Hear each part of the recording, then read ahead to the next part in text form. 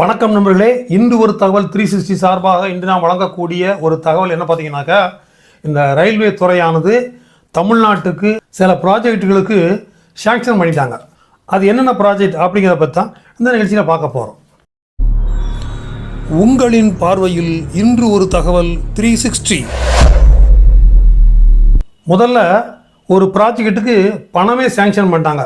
அது என்ன ப்ராஜெக்ட் பார்க்கும்பொழுது, தாம்பரம் செங்கல்பட்டுக்கு இடையே 4வது ஒரு வழித்தடம்.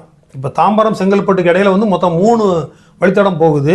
இப்போ 4வது வழித்தடம் ஒன்று போடுறதுக்கு அமௌண்ட்டு சாங்ஷன் பண்ணிட்டாங்க. ஏற்கனவே ப்ராஜெக்ட்லாம் ரெடி பண்ணி கிட்டத்தட்ட 757 கோடி. கிலோமீட்டர் பார்த்தீங்கன்னா வெறும் 30 கிலோமீட்டர் தான். நல்லா புரிஞ்சுக்கிடுங்க.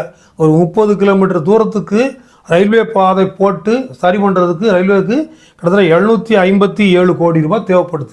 இந்த ப்ராஜெக்ட்டுக்கு மட்டும்தான் ரொம்ப அவசரம். ஏன்னா சென்னைக்கு போகிற வண்டிகள்லாம் பல இடங்களில் ரொம்ப லேட் ஆகுது.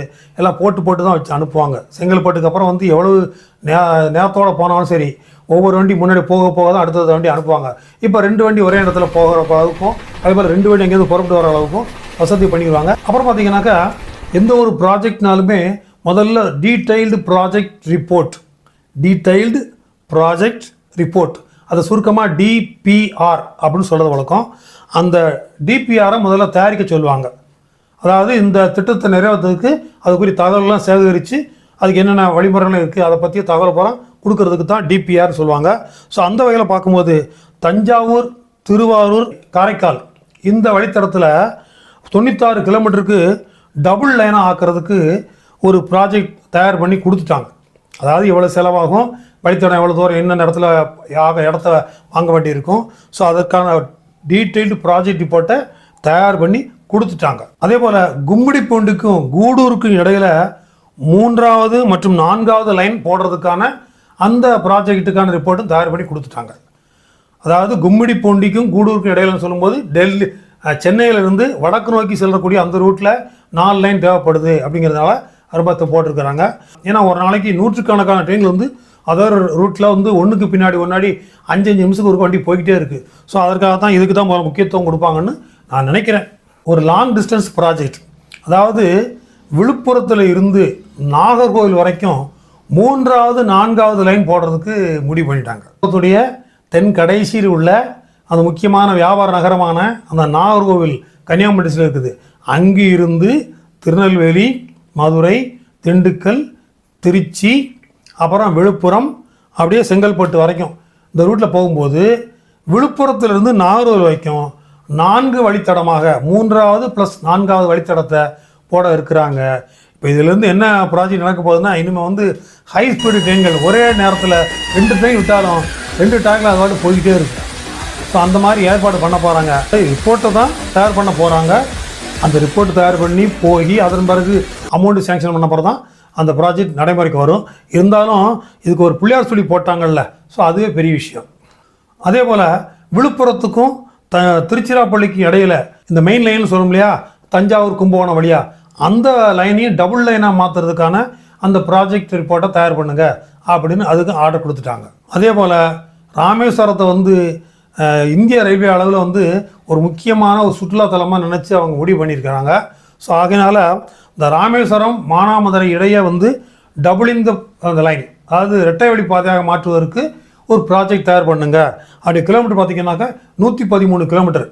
இந்த நாகர்கோவில் விழுப்புரம் பார்த்தீங்கன்னாக்கா இருக்கிறது ரொம்ப ஜாஸ்தி, அதுதான் 565 கிலோமீட்டர், அதாவது விழுப்புரம் டு நாகர்கோவில். அதே மாதிரி தஞ்சாவூர் வழியை சுற்றி பார்க்கக்கூடிய பாதை 193 கிலோமீட்டர். இதில் எது முதல் நடக்குங்கிறது என்னுடைய பார்வையில் தெரியுதுன்னு சொன்னால், இந்த விழுப்புரம் டு தஞ்சாவூர், அதாவது இந்த மெயின் லைனில் டபுள் லைன் ஆக்கினா தான் வண்டிகள் விரைவாக அடையும் அப்படிங்கிறத. ஏன்னா சிங்கிள் லைனால் பல இடங்களில் நிப்பாட்டி வண்டியை விட்டுருக்குறாங்க.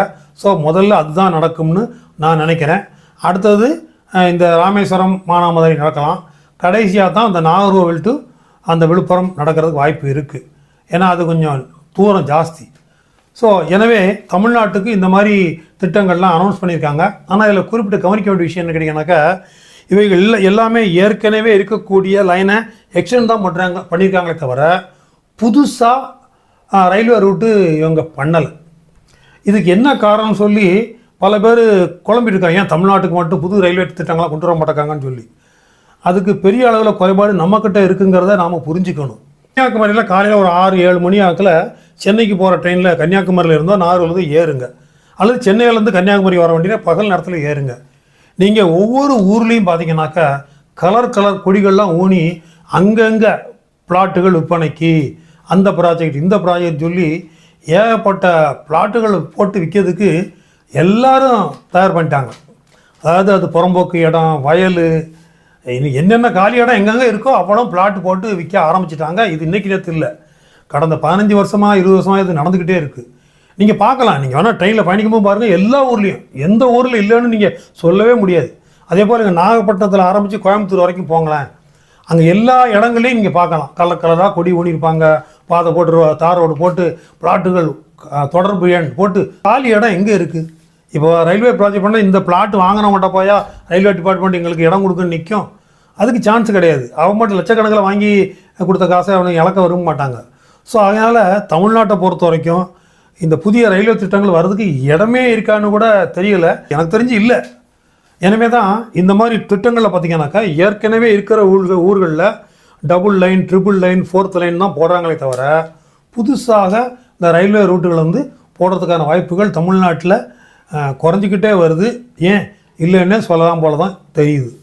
என்ன நண்பர்களே, இந்த நிகழ்ச்சி பற்றி உங்களது கருத்துக்களை மறக்காமல் கமெண்ட்ஸ் வேலை தெரிவிங்க. நம்ம நிகழ்ச்சிக்கு இது வரைக்கும் சப்ஸ்கிரைப் பண்ணாதவங்க சப்ஸ்கிரைப் பண்ணுங்கள், ஷேர் பண்ணுங்கள், லைக் பண்ணுங்கள். நன்றி, வணக்கம்.